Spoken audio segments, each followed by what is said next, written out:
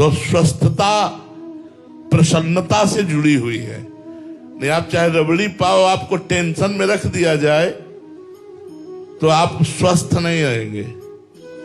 आप नमक रोटी पाओ और आप प्रसन्न रहो तो आप में बहुत बल तेज आदि आ जाएगा। तो गंगा जल में संपूर्ण सामर्थ्य है। जैसे गौ के दुग्ध में, वैसे गंगा जल में हमने अनुभव किया है। गंगा जल में वो सब पोषक तत्व हैं जिनसे आदमी मरेगा नहीं और पौष्टिक बलवान होकर के चलेगा। 2-4 दिन थोड़ा नए नए में लगेगा ऐसा, पर अभ्यास करने पर, जैसे नर्मदा जी हैं, गंगा जी हैं, इनके जल में पोषक तत्व है जो हमें चाहिए जीवन जीने के लिए, वो उसमें है। तो जैसे भूख से व्याकुल होकर गंगा जल भरपेट पीते थे, हमें बिल्कुल वैसे ही पावर आता था जैसे गाय का दूध पीने पर।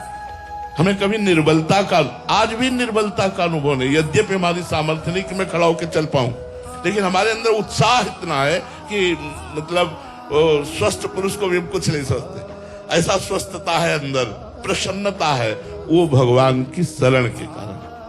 तो बात भोजन की नहीं है, बात चिंतन की है कि आपका शरीर दुबला पतला या मोटा होना कोई खास बात नहीं। स्वस्थ होना, प्रसन्न रहना, सही चिंतन होना, ये बात देखी जाती है कि आप स्वस्थ हैं, मतलब प्रसन्न हैं, आपका चिंतन ठीक चल रहा है, ये खास बात होती है।